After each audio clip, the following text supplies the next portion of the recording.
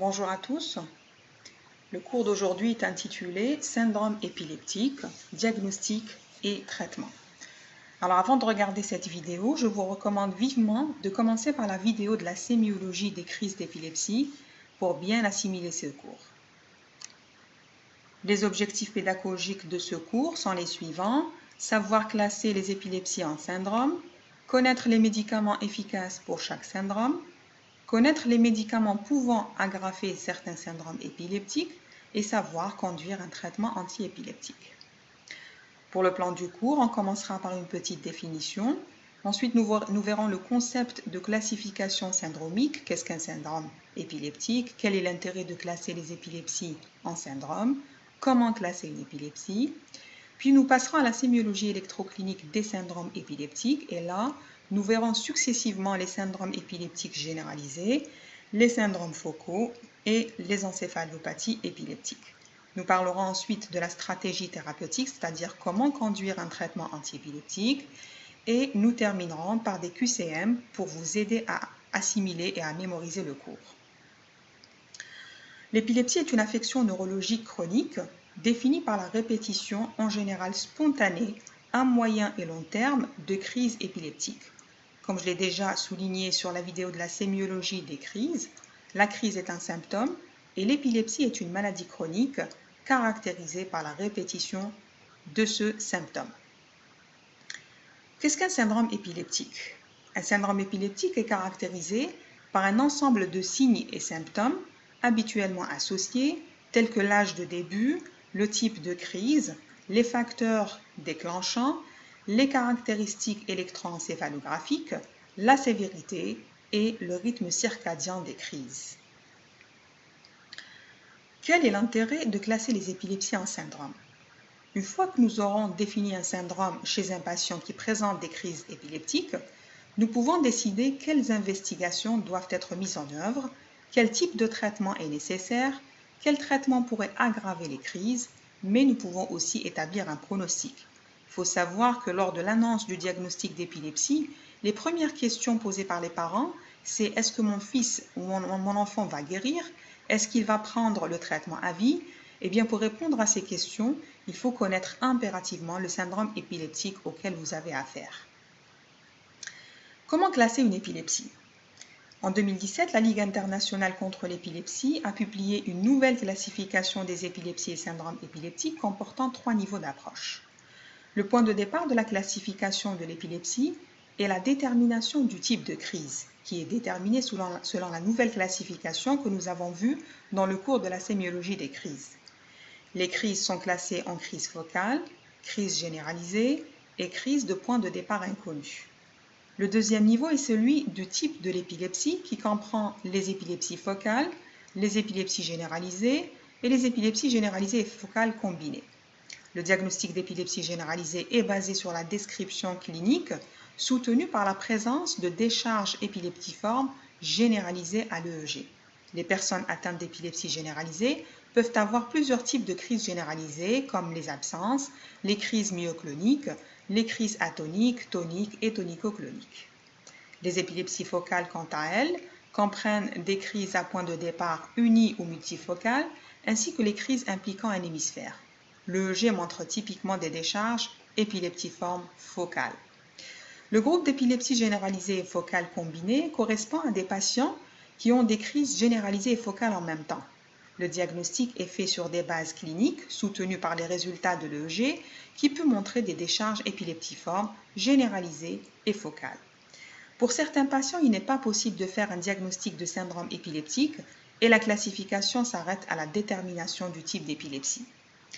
La nouvelle classification des syndromes tient compte des étiologies, ce que vous voyez à la droite de l'écran, qui sont classées comme structurelles, c'est-à-dire causées par une lésion cérébrale mise en évidence par la neuroimagerie.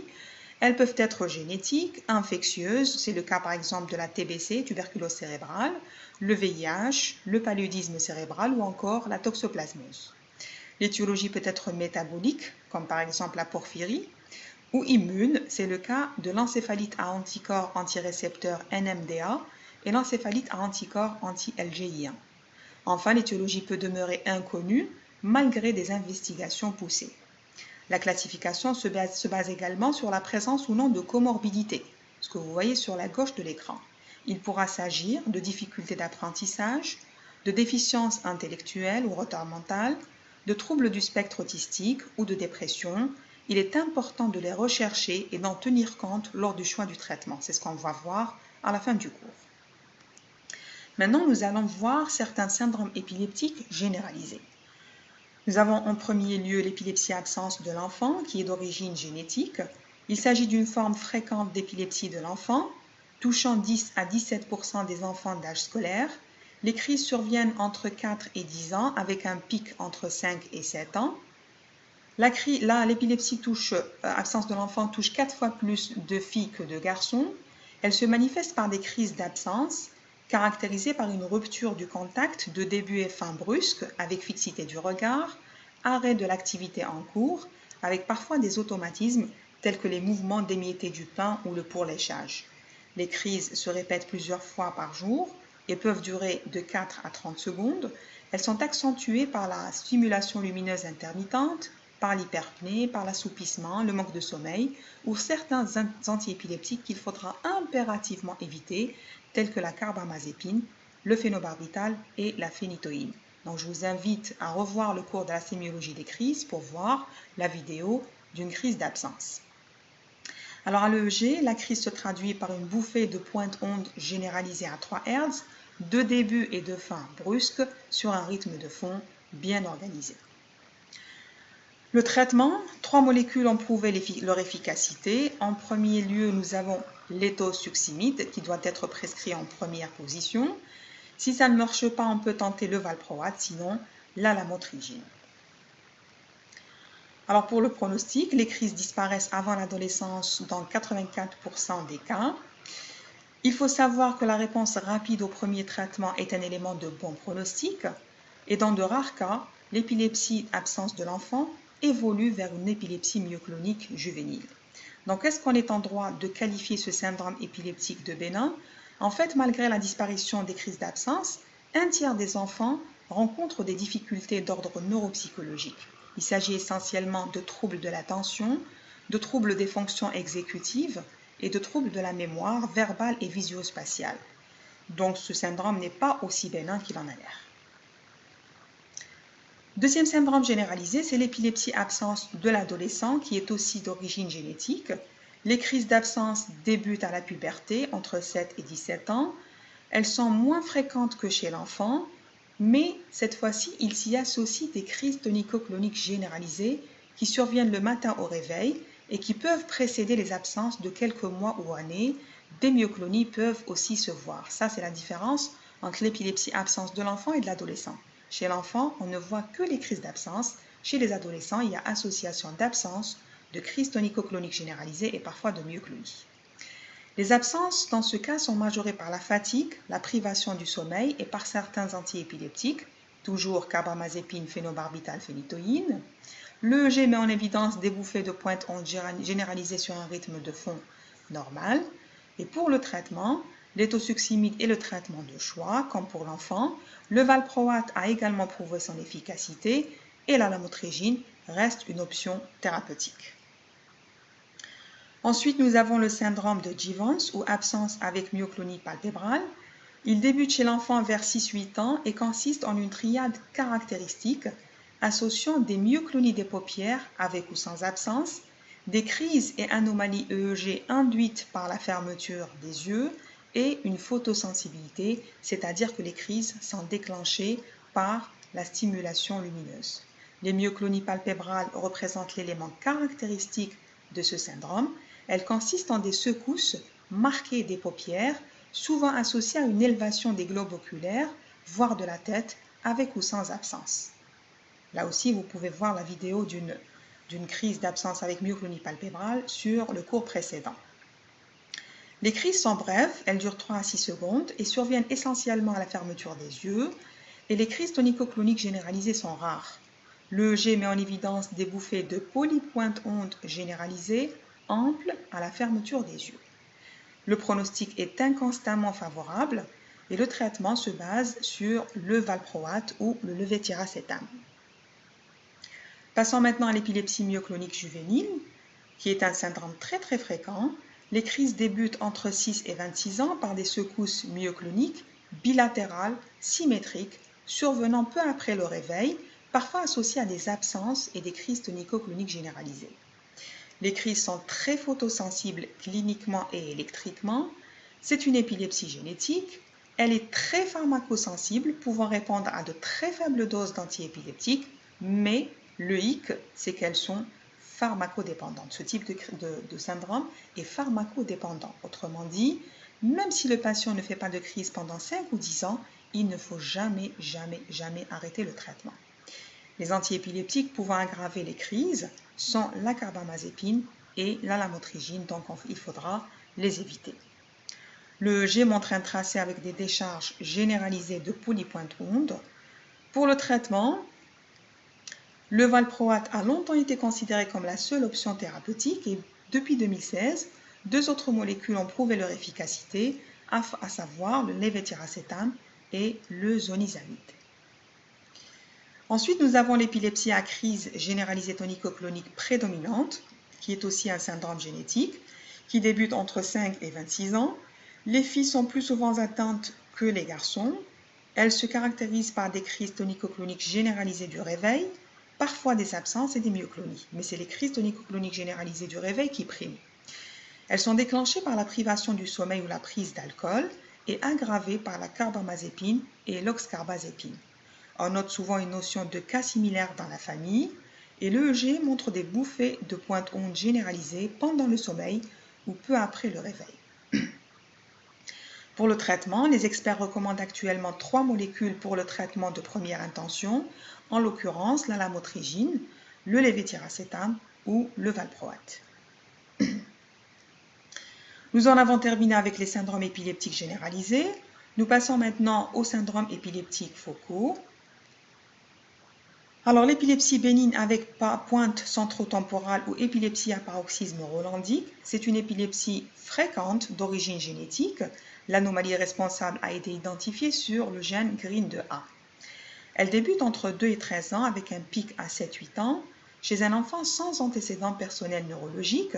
Souvent, on retrouve des antécédents familiaux dans l'épilepsie chez les parents. Les crises engagent la région operculaire et se manifestent par des secousses cloniques d'un coin de bouche, émission de sons gutturaux, un tremblement de la mandibule, une gêne pour bouger la langue et avaler, un bavage. La parole est difficile, voire impossible. Elles surviennent la nuit, généralement à l'endormissement, parfois au réveil, et sont de durée brève. La particularité de ce syndrome, c'est la rareté des crises. Dans 70% des cas, l'enfant ne fait qu'1 à 2 crises par an, donc l'évolution est bénigne. À l'EEG, on note des pointes diphasiques centrotemporales au niveau de la région centrotemporale qui sont activées par le sommeil. L'élément le plus important à retenir de ce syndrome, c'est qu'il s'agit d'une épilepsie bénigne, fonctionnelle, donc la guérison est spontanée avant la fin de l'adolescence. Donc, l'abstention thérapeutique est de règle. Il ne faut pas infliger un traitement en long cours à l'enfant puisqu'il s'agit d'une épilepsie bénigne. Ensuite, nous avons le syndrome de Panayotopoulos, qui est aussi une entité génétique qui débute entre 1 et 14 ans, avec un pic à 5 ans, chez des enfants jusque-là normaux. Ce syndrome touche les 2 sexes, sans prédilection. Les crises surviennent au cours du sommeil et consistent en une déviation unilatérale des yeux avec des vomissements. Dans la majorité des cas, la conscience est préservée au début, puis elle s'altère avec la durée de la crise. La symptomatologie végétative est marquée avec des vomissements, une pâleur, une mydriase, des troubles cardio-respiratoires ou de la thermorégulation, une incontinence urinaire ou fécale et une hypersalivation. La durée de la crise est supérieure à 10 minutes, pouvant aller jusqu'à 30 minutes, voire quelques heures, constituant un véritable état de mal dysautonomique. L'EEG met en évidence des ondes lentes multifocales à prédominance occipitale. Le diagnostic différentiel, le type de crise du syndrome de Panayotopoulos ne se retrouve pas dans les autres syndromes épileptiques. Toute la difficulté consiste à reconnaître les vomissements et les autres manifestations végétatives comme des crises et non comme des stigmates d'une pathologie organique non épileptique telle que la crise de migraine ou une gastroentérite. Concernant le pronostic, le syndrome de Panayotopoulos est décrit comme bénin en termes d'évolution. Le risque de développer une épilepsie à l'âge adulte n'est pas plus élevé que pour la population générale. La plupart des patients ne présentent pas plus de 2 à 5 crises en tout. Les évaluations neuropsychologiques montrent un quotient intellectuel normal et il n'y a aucun risque de développer des altérations cognitives ou comportementales. Pour le traitement, l'utilisation des benzodiazépines lors des crises prolongées est la conduite habituelle. Lorsque les crises sont peu fréquentes, l'abstention thérapeutique est de règle, mais lorsqu'elles ont tendance à la récurrence, ce qui est rare quand même, un traitement de fond s'impose. Passons maintenant à l'épilepsie à crise occipitale de début tardif, qu'on appelle aussi l'épilepsie type Gastaut. Ce syndrome est relativement rare, il touche l'enfant entre 3 et 15 ans, en moyenne vers 8 ans. Les crises sont exclusivement occipitales et se manifestent donc par des hallucinations visuelles simples, une déviation des yeux et de la tête, parfois avec propagation bilatérale tonico-clonique. Les crises sont fréquentes, brèves, diurnes, c'est-à-dire survenant dans la journée, suivies de céphalées, nausées et vomissements dans 50% des cas. Il existe une prédisposition génétique. L'évolution se fait vers la guérison dans la moitié des cas et vers la persistance des crises dans 40% des cas. Le traitement de choix est la carbamazépine. Le EEG montre des anomalies paroxystiques occipitales à type de pointe-onde qui s'atténuent ou disparaissent à l'ouverture des yeux, mais gardez à l'esprit qu'un EEG normal n'exclut pas le diagnostic. Le diagnostic différentiel doit faire discuter avant tout une migraine. Le diagnostic différentiel de la migraine est relativement simple car les manifestations visuelles apparaissent lentement sur plusieurs minutes, durent plus longtemps, plus de 5 minutes, et sont le plus souvent sans couleur avec un pattern linéaire. Par contre, dans les crises occipitales, les hallucinations visuelles apparaissent rapidement en quelques secondes, elles sont brèves, durent moins de 3 minutes, et habituellement colorées et circulaires. L'épilepsie lésionnelle occipitale imite l'épilepsie de type Gastaut et seul un examen neurologique rigoureux et une imagerie cérébrale permettent d'établir le diagnostic. La différenciation entre l'épilepsie occipitale de type Gastaut et le syndrome de Panayotopoulos est plus évidente. Dans le Panayotopoulos, les crises ont une forte composante végétative, durent plus longtemps, on l'a vu, jusqu'à 30 minutes, et sont peu fréquentes. Et les manifestations visuelles sont rares et jamais isolées, tandis que les crises du syndrome de Gastaut sont purement occipitales, brèves, fréquentes et diurnes. Enfin, nous avons l'épilepsie de la face interne du lobe temporal, qui débute dans l'enfance chez l'adulte jeune ou chez l'adulte jeune, ayant souvent des antécédents de convulsions fébriles compliquées dans l'enfance. Ce syndrome associe des crises focales avec et sans altération de la conscience. Par contre, la propagation bilatérale tonico-clonique est rare. Les crises se manifestent par une sensation de gêne respiratoire ascendante bien mémorisée par le patient, suivie d'un arrêt psychomoteur avec fixité du regard, un mâchonnement, une activité gestuelle simple telle que le frottement des mains, une attitude dystonique du membre supérieur contralatéral à la décharge. L'IRM retrouve généralement une sclérose hippocampique et le traitement de choix c'est la carbamazépine, mais en cas de pharmacorésistance, la chirurgie est efficace dans 90% des cas. Le dernier volet est celui des encéphalopathies épileptiques.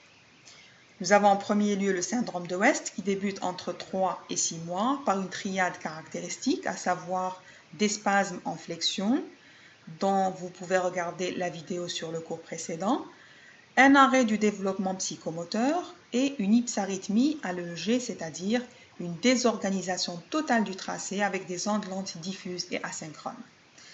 Les étiologies, le syndrome de West peut être idiopathique sans aucune étiologie décelable, comme il peut survenir à l'occasion d'une souffrance post-anoxique, sclérose tubereuse de Bourneville ou toute autre lésion cérébrale. C'est une épilepsie malheureusement qui est pharmacorésistante. Alors le traitement, les deux molécules qui ont prouvé une certaine efficacité sont le vigabatrin à raison de 40 à 80 mg kg, mais dont l'utilisation prolongée est limitée par ses effets secondaires non négligeables qui sont représentés par le rétrécissement concentrique du champ visuel. Les corticoïdes peuvent être aussi utilisés et le traitement doit être mis en place rapidement pour limiter la dégradation cognitive liée à l'épilepsie. Le pronostic est défavorable dans 2/3 des cas. Là, vous voyez très bien un EEG dont le tracé est totalement désorganisé, chamboulé. C'est ce qu'on appelle l'hypsarythmie. Ensuite, nous avons le syndrome de Lennox-Gastaut, qui appartient au groupe des encéphalopathies épileptiques sévères de l'enfant. C'est une forme rare d'épilepsie qui atteint le plus souvent les garçons que les filles entre 2 et 7 ans. La triade symptomatique comporte plusieurs types de crises, des crises toniques, axiales, surtout durant le sommeil, des crises atoniques et des absences atypiques. Les crises toniques sont les plus fréquentes et les plus caractéristiques. Elles sont diurnes et nocturnes. Elles peuvent être suivies d'une énurésie, c'est-à-dire émission d'urine, mais il n'y a ni morsure de la langue, ni stertor, c'est-à-dire une respiration bruyante, comme dans la crise tonico-clonique généralisée. La reprise de la conscience est rapide. Retenez que les crises sont favorisées par le sommeil dans ce syndrome. Les autres éléments de la triade sont le retard des acquisitions et des pointes-ondes lentes diffuses à l'EEG. L'évolution est sévère, marquée par une déficience intellectuelle et des crises réfractaires entraînant souvent des états de mal épileptiques pouvant occasionner le décès dans environ 5% des cas. Là, c'est un EEG d'un syndrome de Lennox-Gastaut. Regardez les pointes-ondes diffuses avec un tracé qui est complètement désorganisé. Alors, que recommandent les experts pour traiter ce syndrome? Le traitement de première intention est le rufinamide qui a reçu l'AMM, c'est-à-dire l'autorisation de mise sur le marché en janvier 2007, ou alors le clobazam. Ces deux molécules sont très efficaces sur les crises toniques et atoniques, qui sont les plus dangereuses pour l'enfant, car elles sont à l'origine de chutes avec blessures au visage et à la tête. Certains nouveaux antiépileptiques contrôlent efficacement les crises associées au syndrome de Lennox-Gastaut lorsqu'ils sont prescrits comme traitement adjuvant, c'est-à-dire en association. C'est le cas du levetiracetam, du felbamate, de la lamotrigine et du topiramate. D'autres options thérapeutiques ont prouvé leur efficacité, à savoir le régime cétogène ou le régime d'Atkins modifié, qui est un régime riche en lipides et protéines et faible en glucides. On peut aussi tenter la stimulation du nerf vague. Ensuite, nous avons l'encéphalopathie épileptique avec pointe-onde continue du sommeil lent, qui est une entité rare qui débute chez l'enfant entre 5 et 7 ans et qui se manifeste par la triade troubles cognitifs et comportementaux acquis d'installation plus ou moins rapide avec perte du langage et de la reconnaissance du langage familier, une hyperactivité et un déficit attentionnel et des troubles du sommeil. Les crises d'épilepsie restent rares, essentiellement focales, survenant surtout la nuit, et les anomalies continuent occupant plus de 85% du tracé de sommeil lent. Alors voilà l'aspect EEG du syndrome d'encéphalopathie épileptique avec pointe-onde continue du sommeil lent.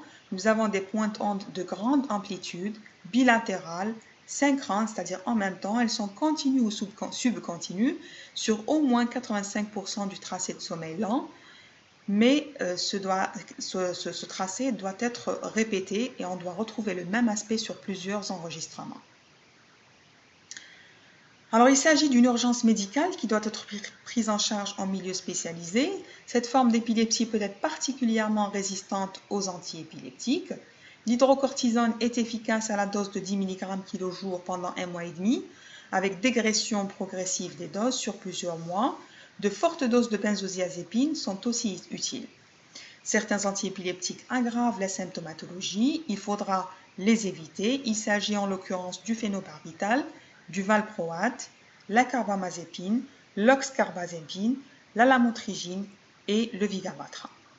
L'évolution des crises est spontanément favorable à l'adolescence, mais des séquelles cognitives et comportementales peuvent persister.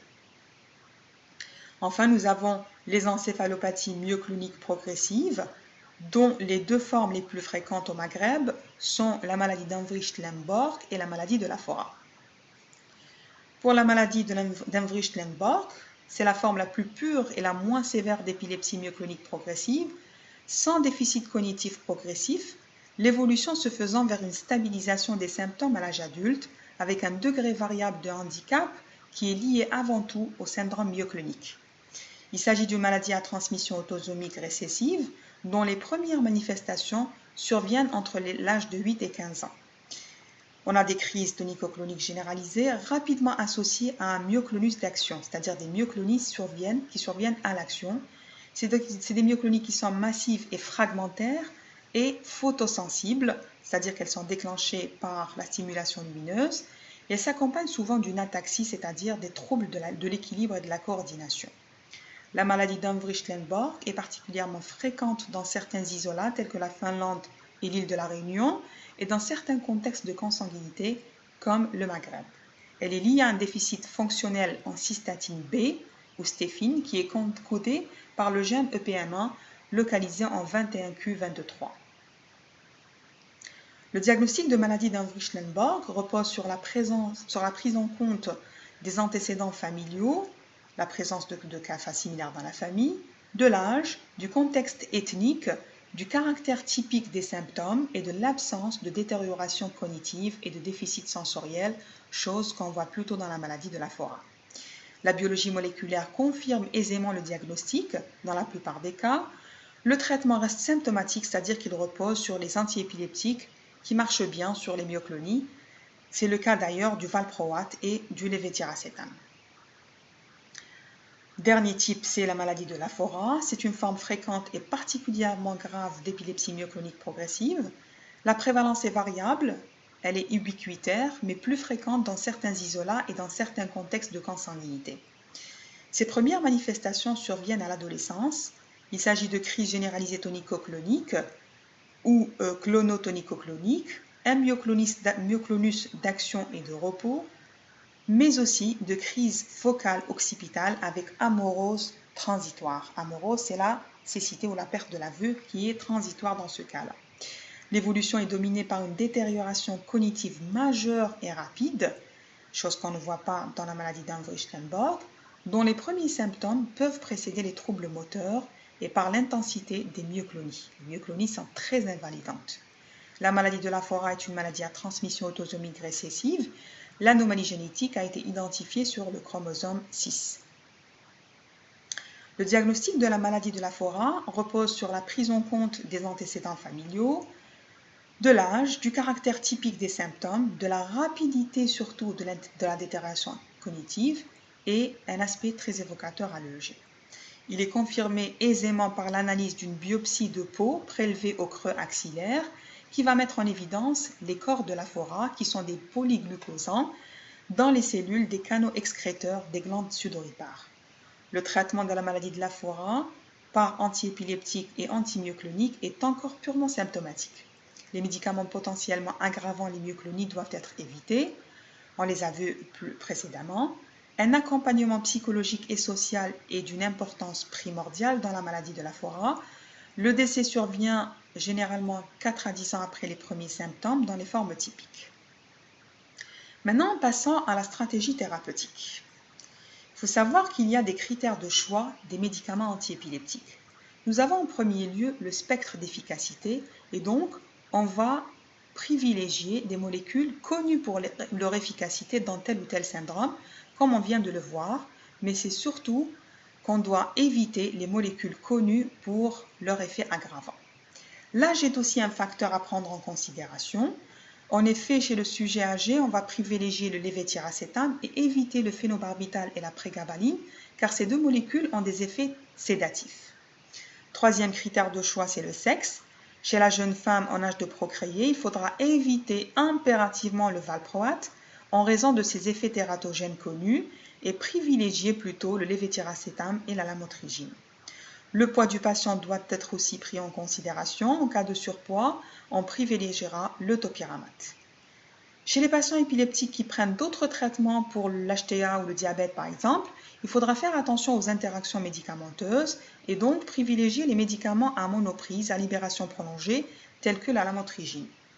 En cas de troubles cognitifs, des troubles de la mémoire par exemple, associés, on penchera plus vers la lamotrigine qui semble préserver les fonctions cognitives.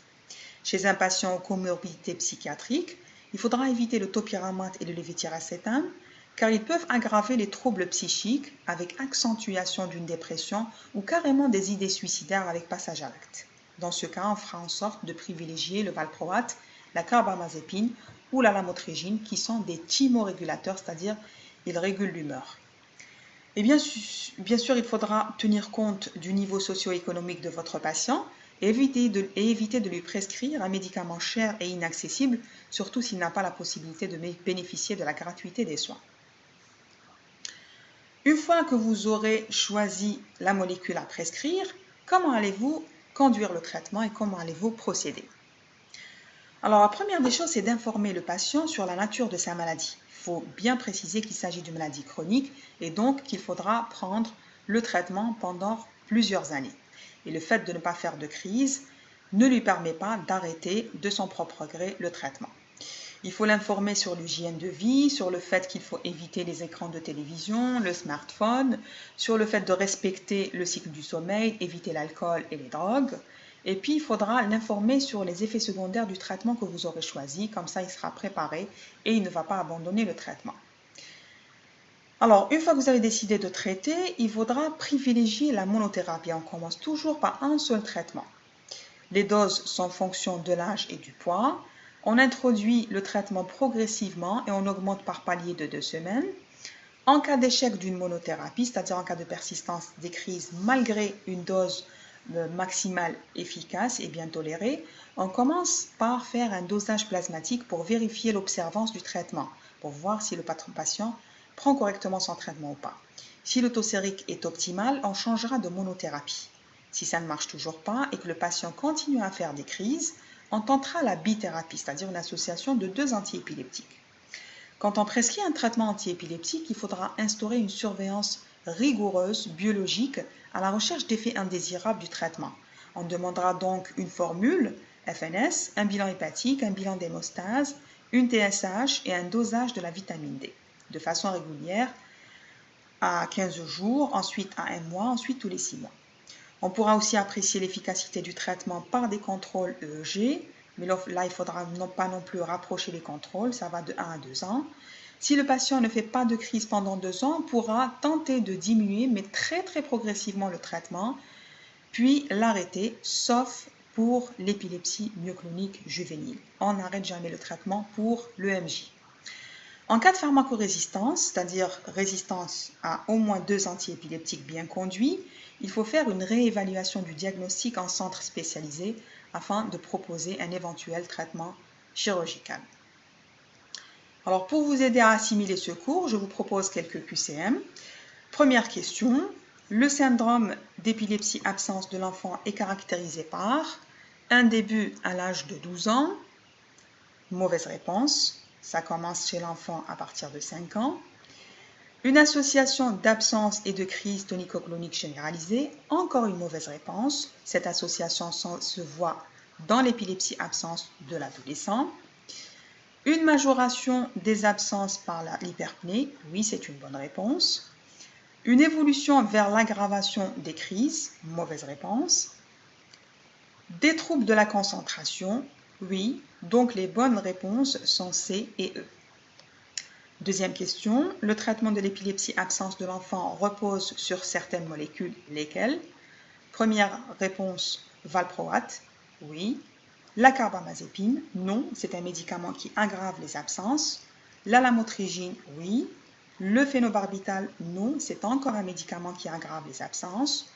L'étosuccimide, oui, c'est le traitement de première intention. Donc les bonnes réponses sont A, C et E. Troisième question, le syndrome d'épilepsie myoclonique juvénile peut comporter plusieurs types de crises, lesquelles? Des crises d'absence, oui. Des crises tonico-cloniques généralisées, oui. Des spasmes généralisés, non. Des crises atoniques, non plus. Des clonies de l'hémiphase. Alors les crises de clonie de l'hémiphase sont des crises focales et donc elles ne peuvent pas se voir dans un syndrome généralisé comme l'épilepsie myoclonique juvénile. Elles se voient plutôt dans l'épilepsie à paroxysme rholondique. Donc la bonne réponse c'est A et B. Quatrième question. Lors d'une épilepsie myoclonique juvénile, la durée du traitement est de 2 ans après la dernière crise, 3 ans après la dernière crise, 4 ans après la dernière crise, 5 ans après la dernière crise. Bien évidemment, on n'arrête pas le traitement. La bonne réponse, c'est E. Le traitement est maintenu à vie.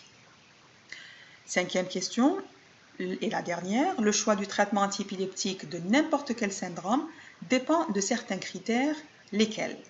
Alors l'âge, bien sûr que oui. Le sexe, bien sûr que oui. Le poids, oui. Les comorbidités également. Le niveau socio-économique, encore oui. Donc là, toutes les réponses sont justes. Voilà, en ce qui concerne le cours des syndromes épileptiques. Si vous avez des questions, je vous invite à les poser en me contactant par mail à l'adresse qui s'affiche sur votre écran et je vous remercie.